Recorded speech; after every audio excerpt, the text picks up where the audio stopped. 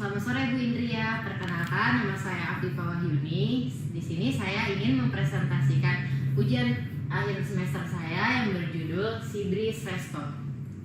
Tujuan saya mengambil judul Sibris Resto karena saya sangat menyukai seafood. Jadi saya ingin mempelajari soal restoran seafood.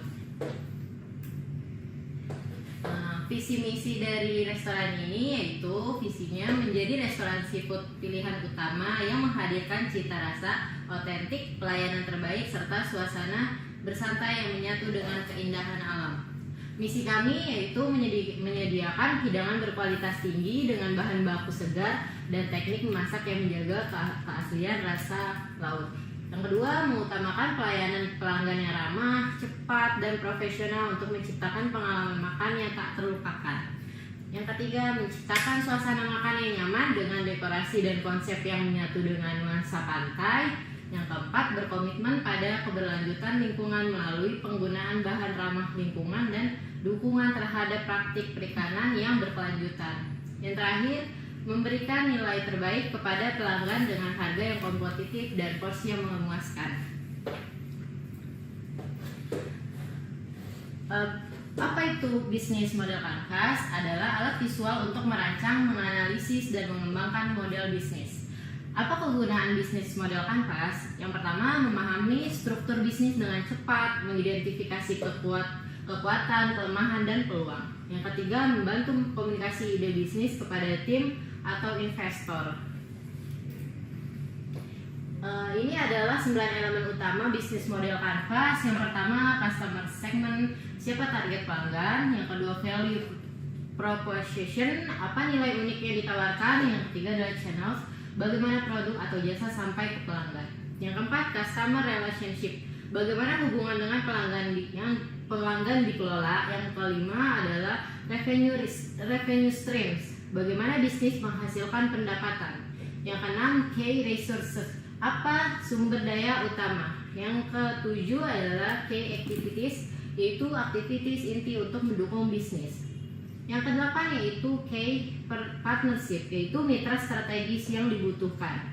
Yang kesembilan adalah cost structures, yaitu biaya utama yang harus dikeluarkan. Di sini ada customer segments, yaitu customer segment untuk restoran Sibris Resto bisa mencakup berbagai kelompok pelanggan berdasarkan karakteristik berikut. Yang pertama, wisatawan. Yang kedua, keluarga. Yang ketiga, pasangan atau pengunjung romantis. Yang keempat, pekerja dan bisnis lokal. Yang kelima, pecinta kuliner. Yang keenam, komunitas lokas dan event organizer. Setiap segmen ini membutuhkan pendekatan khusus dalam hal menu, pemasaran, dan pelayanan untuk meningkatkan kepuasan pelanggan.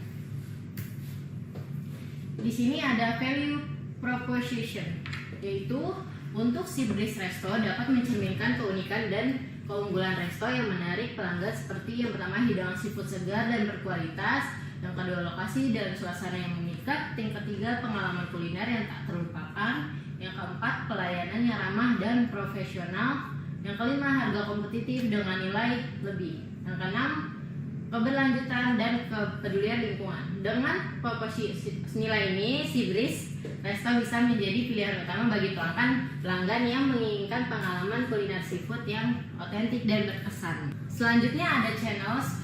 Channels untuk restoran Sibris Resto mencakup cara restoran menyampaikan nilai kepada pelanggan dan menjangkau target pasar. Yang pertama, offline channels.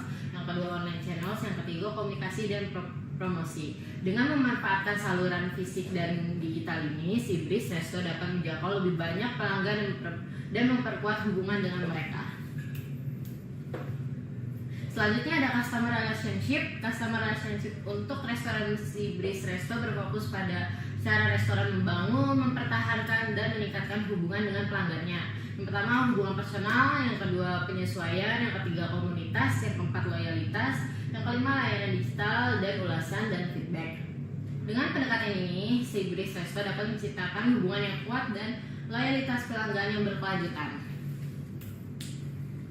Selanjutnya ada revenue streams, yaitu untuk Sibris Resto mencakup berbagai cara restoran menghasilkan pendapatan. Yang pertama, pendapatan utama dari penjualan makanan dan minuman. Yang kedua, pendapatan dari acara khusus dan penyewaan tempat. Yang ketiga, paket dan promosi. Yang keempat, penjualan produk tambahan. Yang kelima, pendapatan dari mitra atau sponsor. Dan pendapatan langganan. Dengan mendiversifikasi sumber pendapatan ini, si Breeze Resto dapat meningkatkan profitabilitas dan mengurangi risiko ketergantungan pada satu jenis pendapatan. Selanjutnya ada key resources, yaitu untuk si Breeze Resto mencakup semua aset penting yang diperlukan untuk mengoperasikan restoran dan memberikan nilai kepada pelanggan. Yang pertama, sumber daya fisik. Yang kedua, sumber daya manusia. Yang ketiga, sumber daya bahan baku. Yang keempat, sumber daya digital dan teknologi. Yang kelima, sumber daya keuangan. Lalu sumber daya reputasi dan branding. Dengan mengelola dan memaksimalkan ini, si Breeze Resto dapat memastikan kelancaran operasional dan daya tarik di pasar. Selanjutnya ada key activities. Key activities untuk si Breeze Resto mencakup semua aktivitas utama yang diperlukan untuk menciptakan dan menyampaikan nilai kepada pelanggan, menjaga operasional serta mencapai tujuan bisnis. Yang pertama, operasional harian restoran. Yang kedua, manajemen hubungan pelanggan. Yang ketiga, promosi dan pemasaran. Yang keempat, pengelolaan acara khusus. Yang kelima, pengelolaan rantai pasok, pelatihan dan pengembangan staf, lalu manajemen keuangan dan inovasi menu. Dengan melaksanakan key activities ini secara konsisten, si Breeze Resto dapat menjaga kualitas, meningkatkan pengalaman pelanggan, dan mendorong pertumbuhan bisnis. Lalu ada key partnership. Untuk si Breeze Resto mencakup mitra yang penting untuk mendukung operasional, memperluas jangkauan pasar, dan memperkuat proposisi nilai restoran. Yang pertama, pemasok seafood dan bahan baku. Yang kedua, platform pengantar makanan, food delivery service. Yang ketiga, kolaborasi dengan bisnis lokal dan hotel. Yang keempat, influencer dan brand ambassador. Yang kelima, penyedia teknologi dan sistem digital. Yang keenam, event organizer dan pengelola acara. Yang ketujuh, organisasi lingkungan dan kelestarian laut.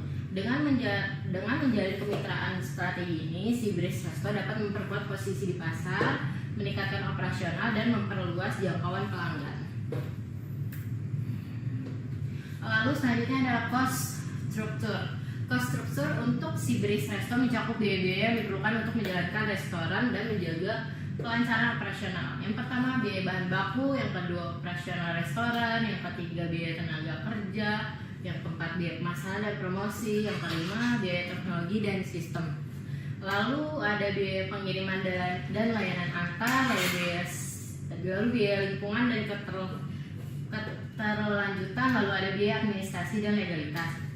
Dengan memantau dan mengelola struktur biaya ini secara efektif, si Breeze Resto dapat menjaga profitabilitas dan efisiensi operasional sambil tetap memberikan pelanggan terbaik bagi pelanggan. Di sini ada bisnis model kanvas yang tercantum di slide ini. Jadi kesimpulan dari restoran ini yaitu ingin membangun model bisnis yang berfokus pada kualitas makanan, pengalaman pelanggan yang unik, dan keberlanjutan dalam operasional. Dengan memanfaatkan berbagai saluran kemitraan strategis dan manajemen biaya yang efisien, restoran ini dapat menciptakan nilai jangka panjang bagi pelanggan dan bisnisnya. Sekian presentasi dari Afifah Wahyuni. Kurang lebihnya saya mohon maaf. Terima kasih.